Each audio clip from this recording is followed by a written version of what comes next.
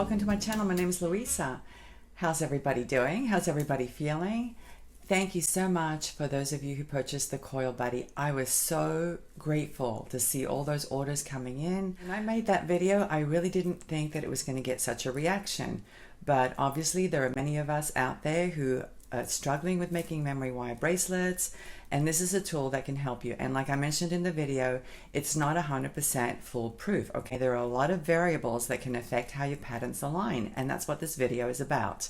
So if you've purchased the Coil Buddy, it's critical that you watch the entire video, okay? So there are lots of variables, one of them being the size of the hole of the beads, okay? That can affect how the beads align.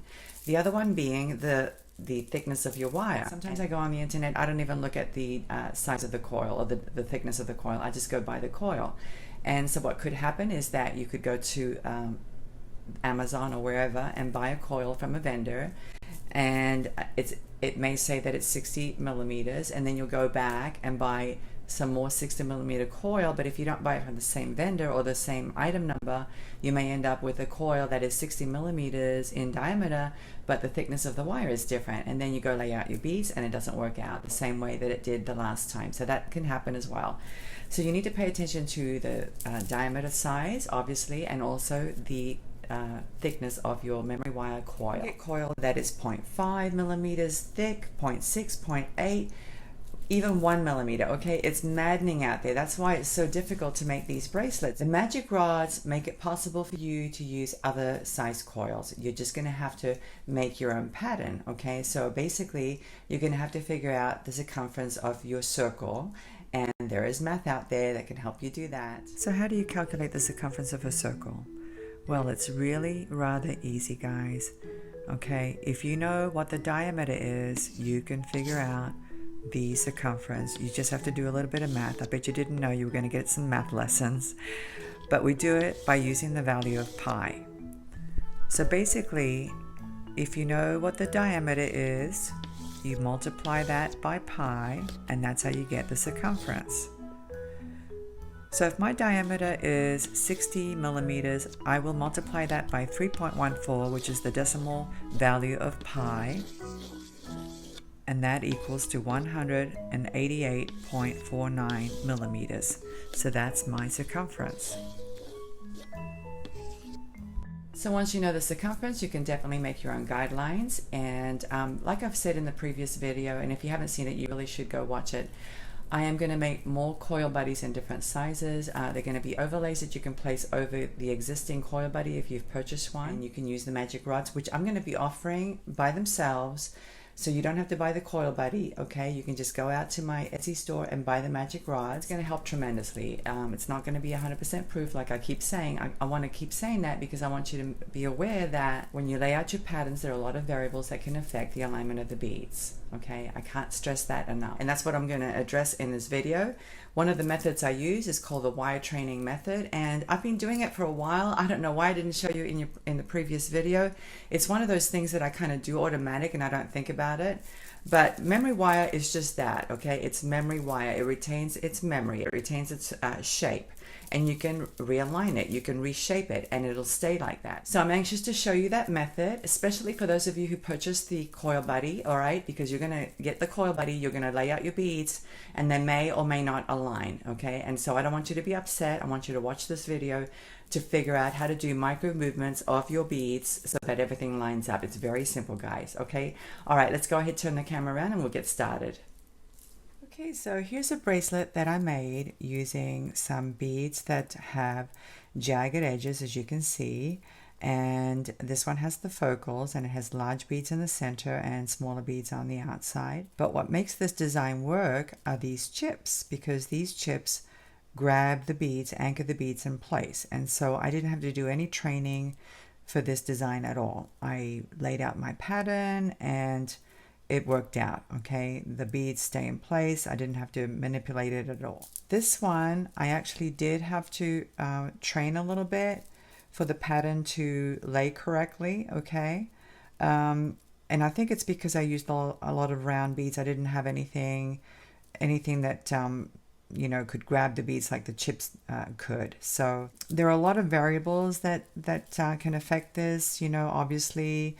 Your coil diameter can affect it. Some diameters are larger than others. It can come in different size diameter wires, okay? So the wire can be anything from 0.5 to 0.6 millimeters to 0.8. I've even seen coil that's 1 millimeter thick, so that's about 18 gauge. So all of those things can affect how the beads lay, okay? So you can be very precise in laying out your patterns, but you have these other variables that can affect how your designs finish. That's when you have to train your wire and move it around a little bit, and you can do that with memory wire. So this one was a little bit more challenging, but I was able to align everything, as you can see. And then this is the one that I made recently, and I had to do some training with this one as well. I had to train the wire, manipulate it so that everything sat properly, as you can see. And it does retain its memory. Okay, that's why it's called memory wire. So when you train your wire, and by training I mean you give it some short little bends like this, wherever you need to move the beads, then it pretty much stays like that, okay? Let me show you a different one. This one was very, very challenging. Okay, so if you're thinking to yourself, okay, now I have a tool that I can make some intricate patterns with, and I can use small beads. Well, let me tell you something. The smaller the bead and the smoother the bead, the more challenging it's going to be. It's not going to sit 100% in its place. Now, this one pretty much is sitting in its place, and that's because I had to train the wire. I had to take the coil and bend it slightly until my pattern lined up, okay? So that's something that you need to do, and you probably should do that anyway with any type of memory wire bracelet, because with time it does stretch. With wear it does stretch, okay? And the weight of the beads make it stretch, and putting it on and off your wrist make it stretch. So periodically you should look at your bracelets and give them a little bend like this, and they're little short bends. That's how you train it, okay? Little short sharp bends. That's how you get the patterns to line up. So we're going to do that today. I'm going to show you all the steps from beginning to end. I'll try to be as quick as I can. I don't want to spend too much time because I don't want the video to be too long, but let me go ahead and go get the coil buddy, and I'll be right back. So here it is. This is how it comes. Let me go ahead and take it out of the packaging. Okay, and it comes with instructions as well, step-by-step instruction. And here are the magic rods. It comes with 5 sets of magic rods. So let me go ahead and pull them out.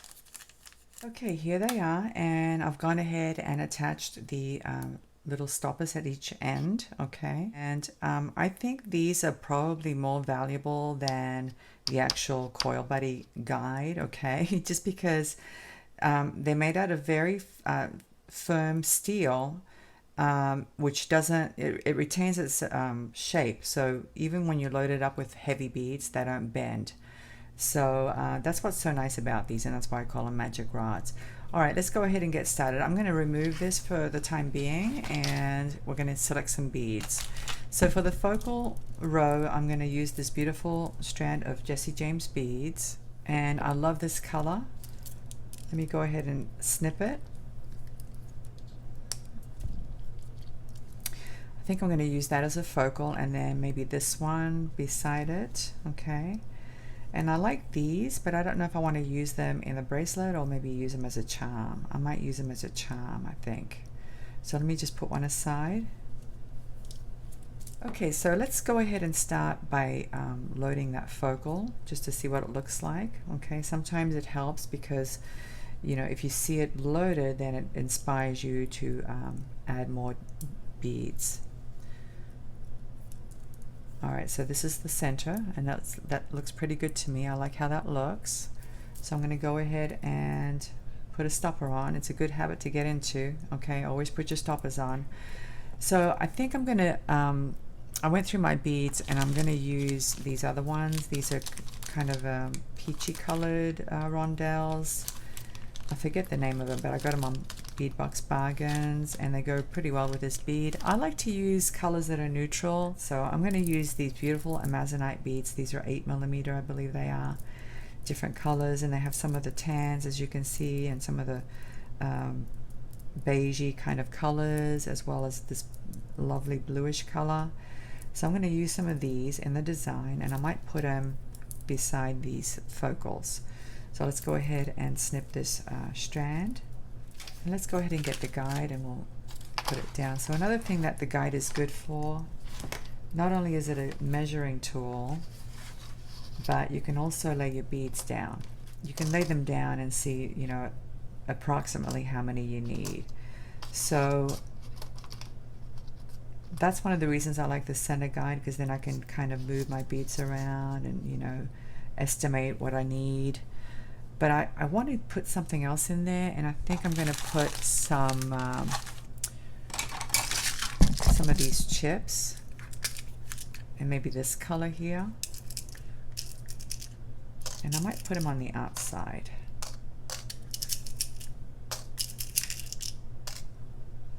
So this is one way to do it. You can do it like this, or you can load them on the rods. I'm going to load them on the rods in a second. I just wanted to get something going initially.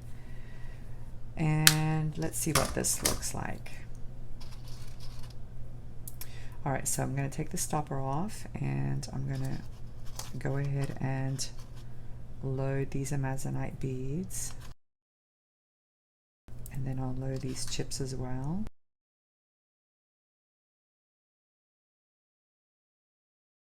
All right, so let's see what this looks like. Okay, that's looking okay. And so what I think I'm going to do now is introduce some color. And I found these really pretty check glass beads, and it was a free gift from artbeads.com. So let me go ahead and open up the package, and I'll use these. So they have some of the same bluish color as the Amazonite, and I think I'm going to add them on the end of this.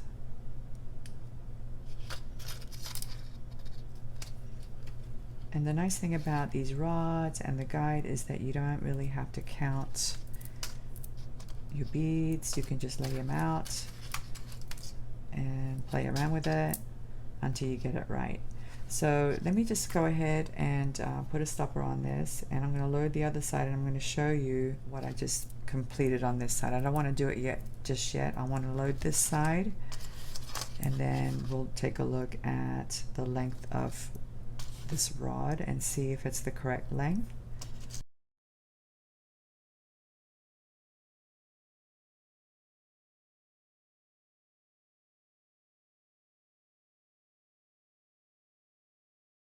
Always put your stoppers on, because I can't tell you how many times I've lost the beads because I haven't put the stoppers on. And the other thing too, I like to use pliers because these rods can be very sharp. So I like to grab the rod like this with a plier and make sure, move the beads so that they're snug on the rod. You don't want any spaces, because that's going to affect how everything sits.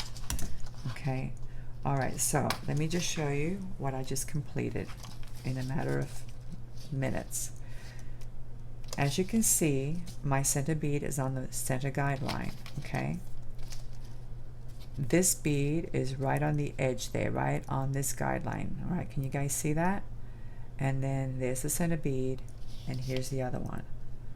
All right, so I know that this row is the exact length. Make sure when you're working with chips that you have everything, all the beads snug up against each other. Okay, so I'm going to put this one aside, and now I'm going to move on to the next row. So I'm going to do two rows, one below this one and one above it, that are going to be the same. Now you don't have to do it like this. Obviously you can do your own design. So for this I'm going to use these beads. These are very sparkly, pretty. I love the color, and I think they pick up some of this color here, so I think they'll look nice.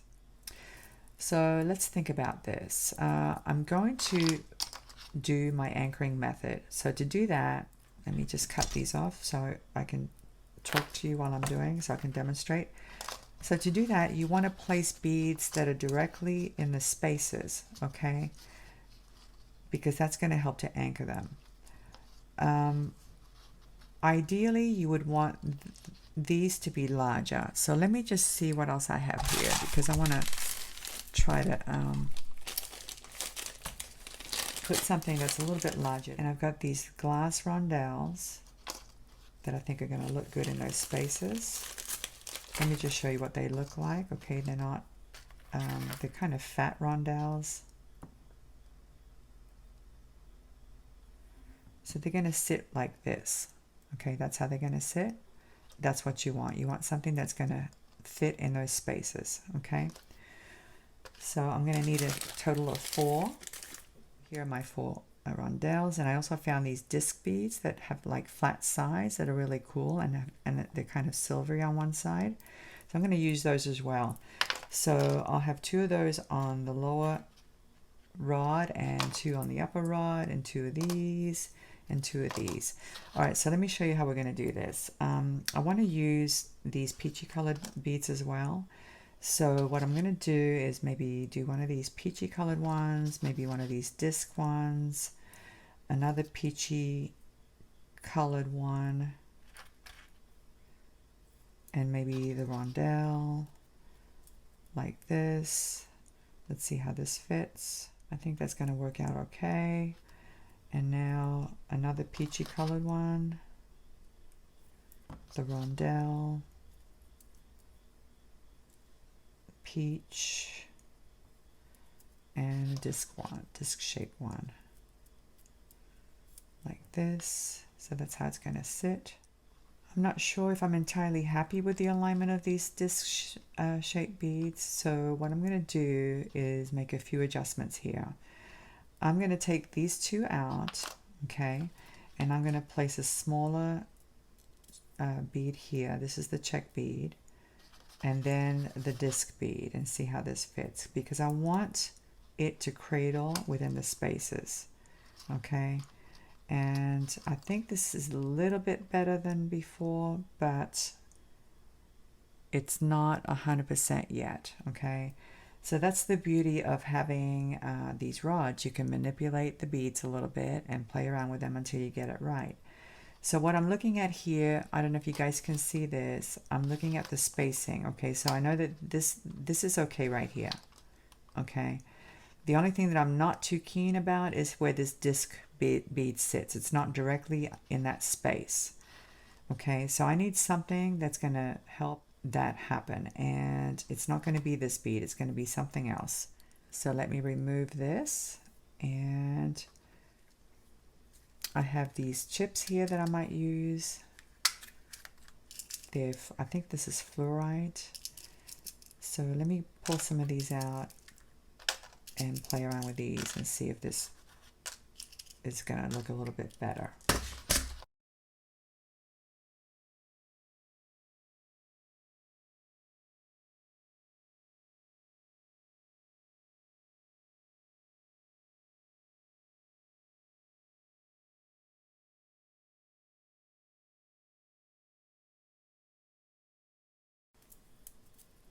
And then I'll hold it up against my focal. Let me bring it up so you can take a look.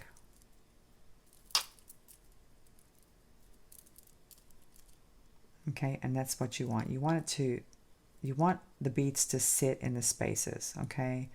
So I'm pretty happy with this. I like the way this one looks. So I'm gonna go ahead and put my stopper on and look at the other beads and see what else I can add. Okay, so I think what I'm going to do is I'm going to add some of these beautiful rondelles, and maybe after that I'll add these the rest of these check beads, okay?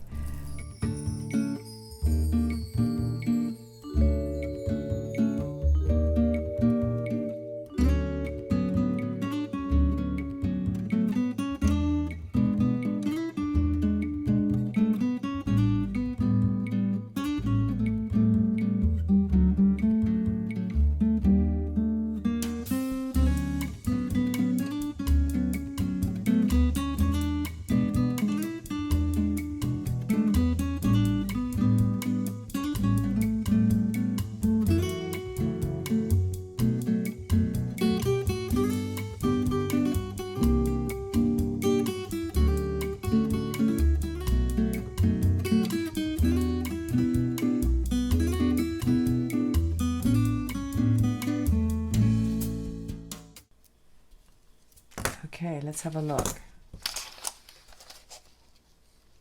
All right, let me bring it up. So there's the center bead, as you can see, and then here's the one on the end, and here's the one on this end.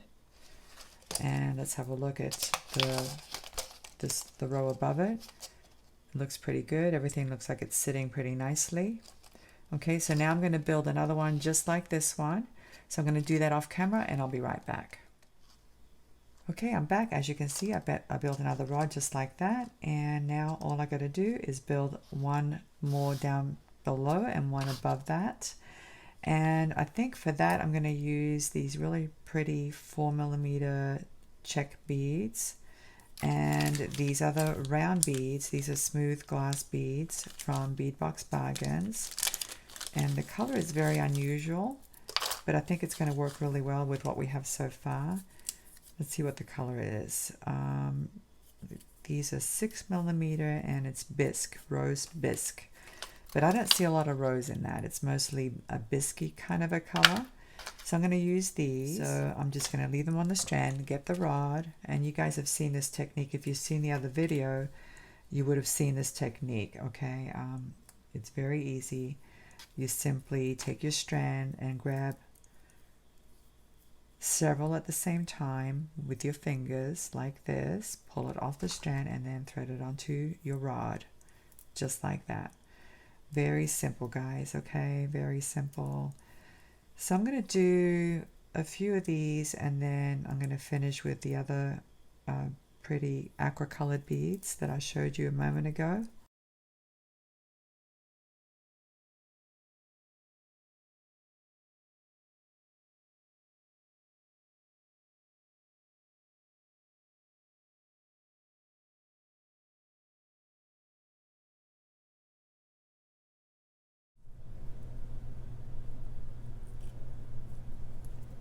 And I do want to add a little accent bead at the end, and I think it's going to be one of these peach colored rondelles that I use because I have two left over. So I think that'll look really nice on the end, just like this. Let me put my stopper on.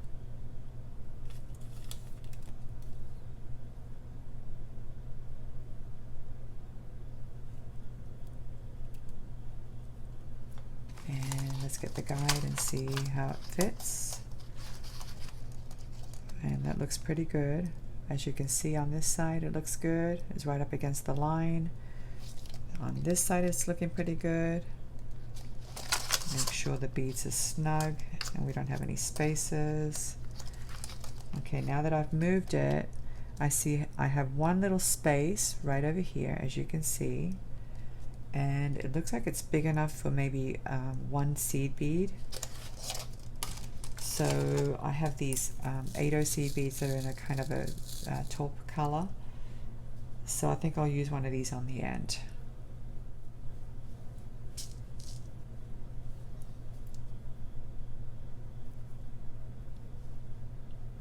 And here's a little tip, guys. You know, I think I mentioned it before. I don't know if I did or not. But when you're putting your beads on, your stopper on, make sure that the other end is not sliding off. Okay, that happens sometimes.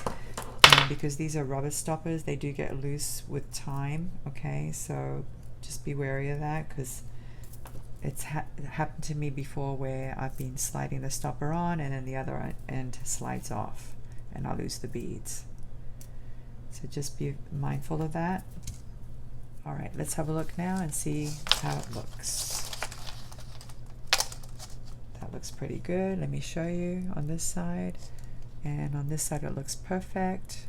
So I'm going to go ahead and build another one like this for the other end of the bracelet, and I'll be right back. Okay, so here's another tip. You don't have to count the beads. You can just hold it up there, eyeball it, and figure out whether or not you need to add any more. All right, so I'm going to keep going with the aqua beads now after I load this crystal.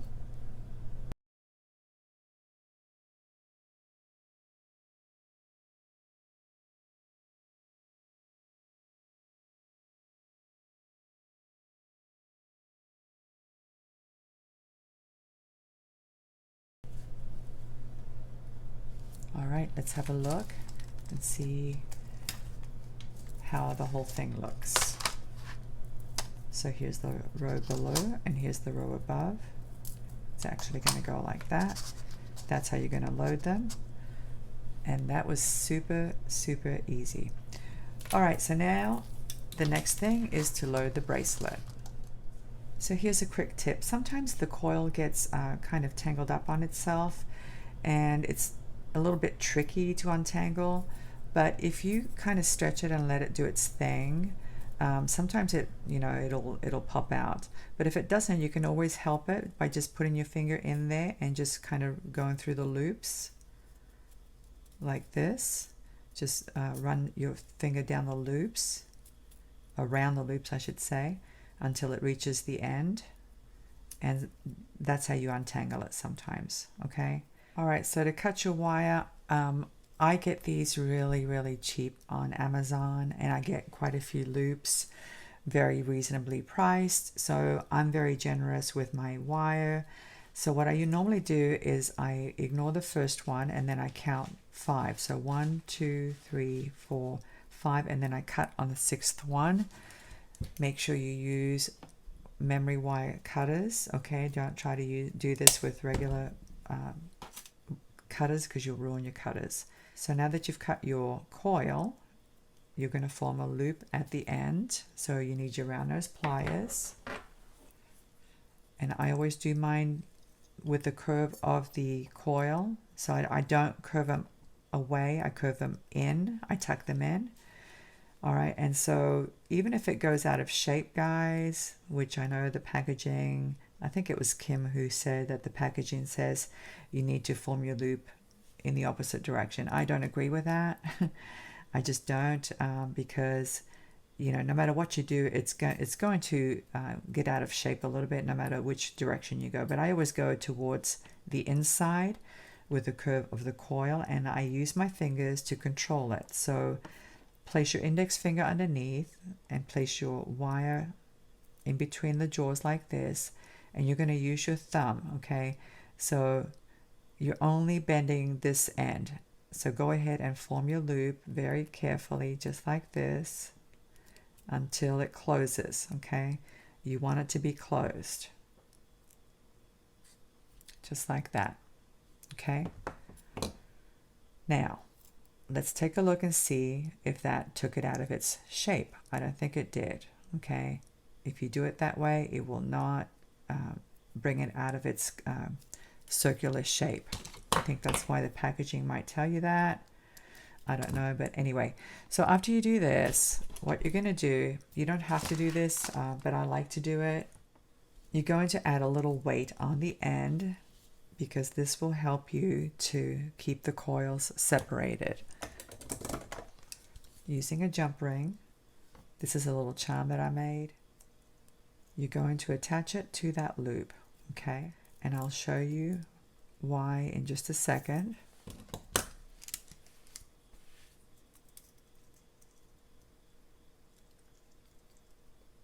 Sometimes I attach the charm that I'm going to end up with for this bracelet, but this one works a little bit better. It's a little bit heavier. Now you don't want anything too heavy, obviously, because you don't want to stretch the bracelet out of shape, but this is going to help your coils stay separated. So that's just a little tip that's going to help the job, make the job a little bit easier. All right, so here's my coils, and as you can see, it does help a little bit. All right, so now you simply take one of the rods and you start loading it, and you're going to load whichever end is going to be at the very tip, at the very end of your coil. That's the end that you're going to start with, okay?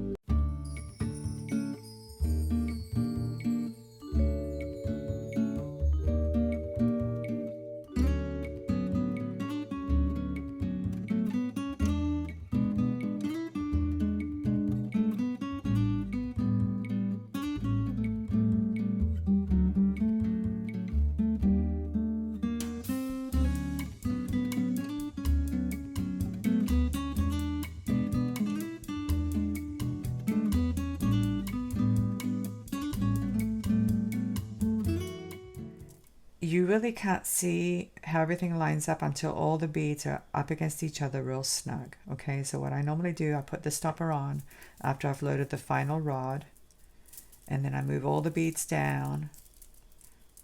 And sometimes I even take that stopper all the way down as well. You can do that, but it just, you know, reduces the lifespan of your stopper because the stopper gets really stretched when you do that. But it's not a bad idea to do it. All right, so here's the pattern, as you can see, and it actually looks pretty good. I don't see a lot of training that needs to be done, except maybe this lower one. All right, so let me just show you what I do. So as you can see, this bead needs to line up with this bead here. So it needs to be on the same line as this one here. I don't know if you guys can see what I'm talking about. So what I do, okay, is I look and then I see which direction it needs to go, and it needs to go this way. So I take my coil and I give it little bends like this, okay? And you can start with this end as well. You can start with the end and then give it a few bends and see how now it's lined up. It's so easy, guys. Like, you don't have to worry about it too much. Just keep bending it, you know, until you get it right. I mean, that's all you have to do is just little bends like that. Okay, and you may have to just do the entire coil or just a little piece of it or a couple of coils. Okay, sometimes things do get bent a little bit with the weight, but look at this. Okay, that didn't take much effort. Check it from different angles because you know, it does shift around and you want to make sure that everything's lined up. Okay, so check your pattern and bend it until you're happy. Okay, little short bends like this, that's all you have to do. That's how you train your wire. Okay, and believe me, it'll stay like that. Okay, it will not shift because that's why it's memory wire. Okay, once you train your memory wire, then everything lines up. So it's not perfect, but you know, it's not a bad thing. It really isn't. I mean, try to do this without the rods and you'll see how difficult it is.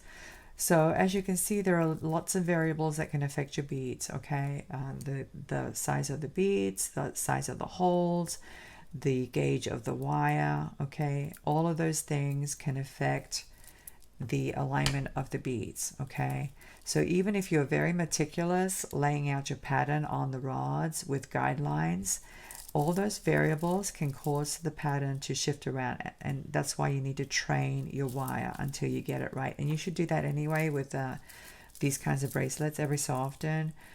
Give them a little bend until they go back into shape because they do stretch with time. Okay, with wear they do stretch and the pattern does move around. Okay, even without even if you just eyeball it like a lot of people do when they load their memory wires, they don't use guides. They just start from the center and then work their way out until they get a nice pattern. Eventually everything does come out of alignment because that's the nature of these bracelets. Okay, but if you do the training method like I showed you, that should help quite a bit. Okay, so if you use the Coil Buddy and the rods and you find that the alignment isn't quite right, that's what you need to do. You need to train your wire. It's memory wire. You can train it into whatever position you want, okay, and it'll stay like that. So I can check this tomorrow and it'll be just like this. Okay, now these are very heavy beads, very, very heavy. But you know, if you've watched my previous video, you'll understand that using these kinds of beads really help, and it's preferable if you put them near the focal right here because it holds everything in place. All right, let me go ahead and attach some charms and I'll be right back. All right, I'm back and I attached some charms. Obviously I added another loop at the other end to close it off. I attached some charms and here it is, guys. Look how pretty that is. Look how beautiful. All right, so now you know how to train your wire. Just give it little bends like this until you get your beads to line up exactly how you want them. Okay, and that's how you do it. It's a very easy process. All right, let me go ahead and put everything away and I'll come back to say goodbye. I think I have a new addiction. My new addiction is making memory wire bracelets. That means I'm going to have to buy more beads. It just adds to my problems, okay? I go from one addiction to another. Anyway, guys, I hope this video has helped you, and don't be afraid to retrain your memory wire, okay? That's what it's designed for. It's designed to retain its shape, and you really should be doing that anyways, whether you use the Coil Buddy or not, because it does shift around and it does stretch with time, okay? All right, guys, thank you again for those of you who purchased the Coil Buddy. I am so grateful. I really appreciate it. And thank you if you're a new subscriber. I appreciate you as well. And if you're an existing subscriber, thank you so much for following me and watching my videos. I truly appreciate you. All right, guys, that's it for today. I'm going to be making some more videos soon, so stay tuned. Thanks again. Have a great day, and I'll see you next time. Bye.